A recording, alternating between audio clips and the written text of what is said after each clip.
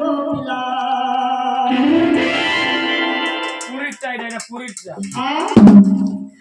दोस्तां के लिए नहीं मैं दिया दुनिया पीला कोना का गोपिला